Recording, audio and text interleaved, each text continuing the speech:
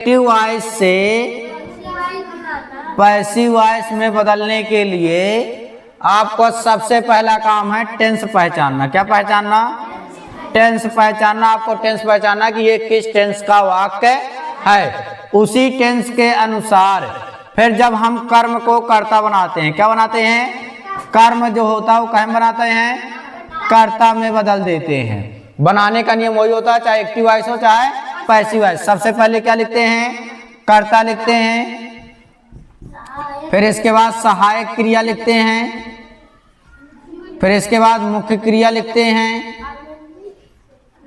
फिर इसके बाद कर्म लिखते हैं, फिर इसके बाद अन्य शब्द लिखते हैं। ठीक है। अगर प्रेजेंट इंडेफिनिट है तो सहायक क्रिया का प्रयोग नहीं करते हैं, मुख्य क्रिया में एस या ईएस का प्रयोग करते हैं। अगर आईएनजी मतलब अगर कॉन्टिन्यूअस का वाक्य है तो मुख्य क्रिया में आईएनजी का प्रयोग करेंगे। अगर परफेक्ट है तो मुख्य क्रिया का तीसरा रूप लगाएंगे। अगर परफेक्ट कॉन्टिन्यूअस है तो मुख्य क्रिया में आईएनजी साथ में सिंस या फॉर प्लस समय होता है। तो जो भी अगर परफेक्ट कॉन्टिन्यूअस है, क्या है? परफेक्ट कॉन्टिन्यूअस तीनों टेंसों के, तो उनका एक्टिव वॉइस से पैसिव वॉइस है नहीं बदलते हैं, इसलिए उसकी बात हम नहीं करेंगे। सबसे पहले क्या लिखा? कर्म से कर्ता बदल दिया। अब इधर की जो सहायक क्रिया है, क्या है? ये जो सहायक क्रिया है इसके अगले टेंस की, किस टेंस की? अगले टेंस की सहायक क्रिया का प्रयोग करना है। किस सहायक क्रिया का? अगले टेंस की सहायक क्रिया का प्रयोग करेंगे। लेकिन अगर इधर कॉन्टिन्यूअस का टेंस है, कहे का है? कॉन्टिन्यूअस का टेंस है तो वही सहायक क्रिया होगी।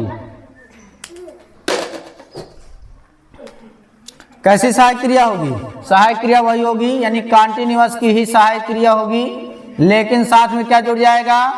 बीइंग जुड़ जाएगा। हो गया। फिर इसमें जो भी मुख्य सहायक क्रिया के बाद क्या लगता है? मुख्य क्रिया। तो इसकी जो भी मुख्य क्रिया है, यानी अगर इंडेफिनिट में है तो सिंपल मुख्य क्रिया होगी, अगर कॉन्टिन्यूअस में है तो आईएनजी होगी, अगर परफेक्ट में है तो तीसरा रूप होगी। तो इसकी जो भी मुख्य क्रिया है वो मुख्य क्रिया का तीसरा रूप बदल जाएगा। मुख्य क्रिया का कौन सा रूप है? तीसरा रूप, थर्ड फॉर्म का प्रयोग करते। ठीक है। फिर इसके बाद जो भी इसके बाद कर्म होता है, अब इधर कर्म से शुरू किए थे, अब जब इसको हम क्या लिखते हैं? जो इधर का कर्ता होता है उसको कहाँ बदलते हैं? कर्म में बदल देते हैं। कहाँ बदलते हैं? कर्म में। लेकिन कर्म में बदलने से पहले इसके बाद यानी मुख्य क्रिया के तीसरा रूप के बाद और कर्म से पहले हम किसका प्रयोग करते हैं? बाई का प्रयोग करते हैं। किसका प्रयोग करते हैं? बाई का। तो ये कर्ता से क्या बदल गया? कर्म। देख लो पूरा बन गया। इधर सबसे पहले कर्ता होता है, कर्ता फिर सहायक क्रिया, फिर मुख्य क्रिया, फिर कर्म, फिर अन्य शब्द। इसी तरह इधर भी है, कर्ता धन सहायक क्रिया धन मुख्य क्रिया धन कर्म। बन गया। ये अगर आपको पता है तो आप लोग किसी भी टेंस का एक्टिव वॉइस से पैसिव वॉइस बदल सकते हो। अगर इधर साधारण वाक्य है, इधर आप सेंटेंस की बात करें, ये हो गई टेंस की बात है। अब अगर सेंटेंस की बात करें, अगर इधर अफर्मेटिव सेंटेंस है, क्या है? अफर्मेटिव सेंटेंस है तो इधर भी कैसा बनेगा? अफर्मेटिव ही बनेगा। ठीक है। अगर इधर कैसा टेंस है? निगेटिव है तो इधर कैसा बनेगा? निगेटिव ही बनेगा। अगर इधर इंट्रोगेटिव है तो इधर क्या बनेगा? इंट्रोगेटिव ही बनेगा, यानी प्रश्नवाचक वाक्य।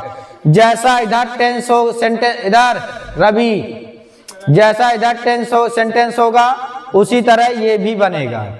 अब टेंस प्रेजेंट इंडेफिनिट और पास्ट इंडेफिनिट है। कौन से? प्रेजेंट इंडेफिनिट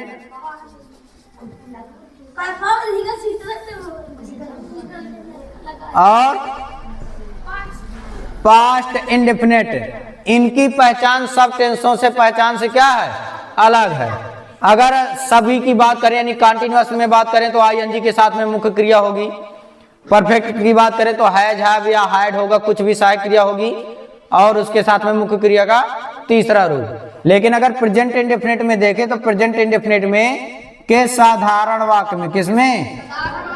साधारण वाक्य में सहायक क्रिया का प्रयोग नहीं करते हैं। सहायक क्रिया नहीं रहती है तो क्या रहती है? मुख्य क्रिया में एस या ईएस का प्रयोग करते हैं। ठीक है, वो भी किसके साथ? एक वचनकर्ता के साथ। तो हमें समझना पड़ेगा कि एक किस टेंस का, जैसे अभी दो वाक्य दिए थे। अब आप पास्ट इंडेफिनिट में भी सहायक क्रिया का साधारण वाक्य में जो भी साधारण वाक्य होते हैं उसमें सहायक क्रिया का प्रयोग नहीं करते हैं। ठीक है, पास्ट इंडेफिनिट में भी नहीं करते हैं, लेकिन उसमें मुख्य क्रिया का कौन सा रूप होता है? दूसरा रूप होता है। मुख्य क्रिया का कौन सा रूप है? दूसरा रूप, सेकंड फॉर्म का प्रयोग करते हैं।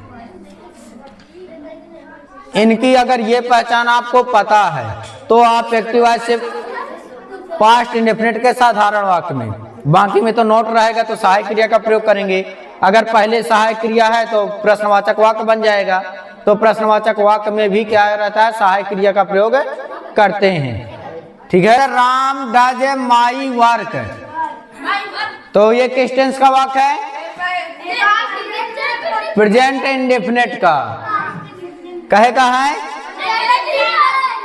Present indefinite.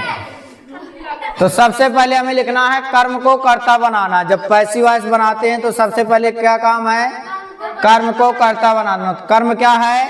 माई वर्क, तो माई वर्क है।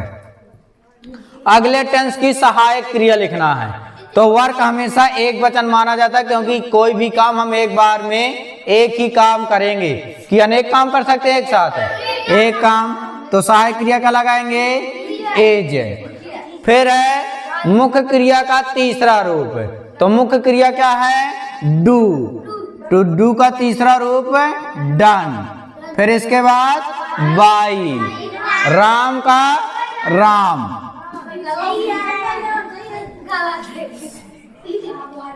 फिर इसके बाद दूसरा है, देखो इधर, they do not go to market. तो सबसे पहले हमें लिखना है मार्केट। कर्म को कर्ता बना दिया तो मार्केट आएगा।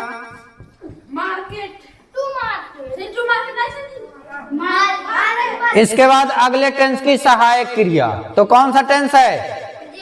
Present tense. अगर हम जाएंगे तो किसी एक ही बाजार में जाएंगे कि दो तीन बाजार में चले जाएंगे एक साथ, है ना? जैसे मान लो 2 बजे हम सरवाई में हैं तो 2 बजे चंदला में तो नहीं हो सकते, कि हो सकते हैं?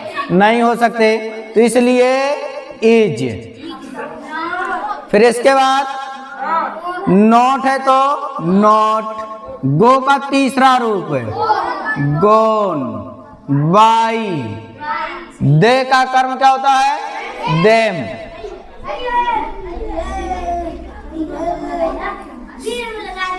अब इसके बाद अगला है तीसरा, do you come with me.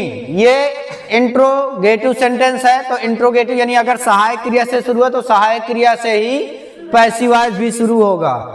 तो इसमें अगले टेंस की सहायक क्रिया, लेकिन नए कर्म के कर्ता के अनुसार। तो कर्म क्या है इसमें? मी का कर्ता क्या बनेगा? आई। तो आई के अनुसार हमें सहायक क्रिया लिखना है, तो क्या लिखेंगे? एम आई। कम का तीसरा रूप कम। विथ हटा के क्या लगाएंगे? बाई। यू का कर्म यू, लास्ट में क्वेश्चन मार्क उसी तरह रहेगा। फिर चौथा है पैसिव वॉइस बनेगा इसका, I am reading a English book. ठीक है, तो आई एम रीडिंग। अब ये कौन सा टेंस है? Present continuous. तो ये सब टेंस जो हैं ये प्रेजेंट कॉन्टिन्यूअस के ही हैं और ये सब प्रेजेंट इंडेफिनिट के हैं। तो इनमें जो सहायक क्रिया लगेगी तो इसी टेंस की लगेगी, यानी प्रेजेंट कॉन्टिन्यूअस की लगेगी। साथ में क्या लगेगा? बीइंग लगेगा। साथ में क्या जोड़ेंगे? बीइंग जोड़ेंगे। नियम वही होता कि सबसे पहले कर्ता, फिर सहायक क्रिया, फिर मुख्य क्रिया का तीसरा रूप, फिर कर्म, फिर अन्य शब्द। तो सबसे पहले हमें कर्म लिखना है। कर्म क्या है? English book. तो ए इंग्लिश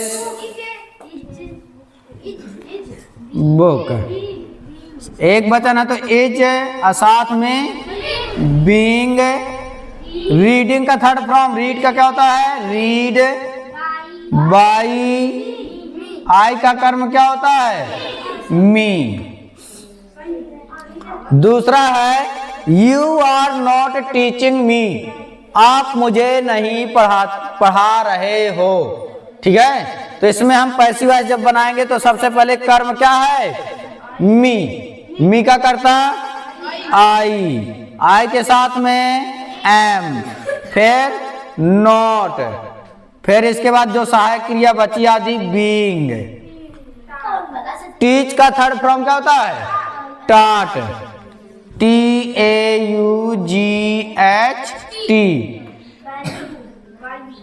बाई। अब यू का कर्म क्या होता है?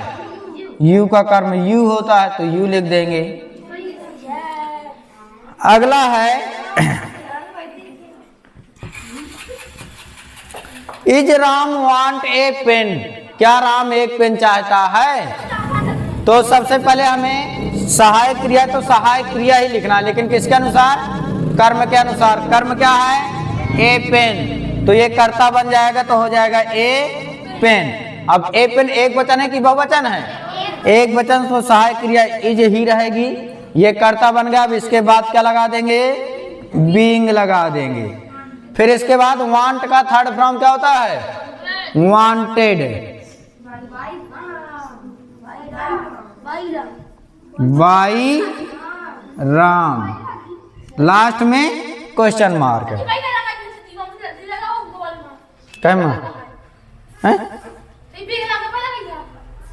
सब लगेगा, बाई तो हर में लगा ना, इसमें भी देखो नियम ही है, थर्ड फॉर्म के बाद क्या लगाते हैं?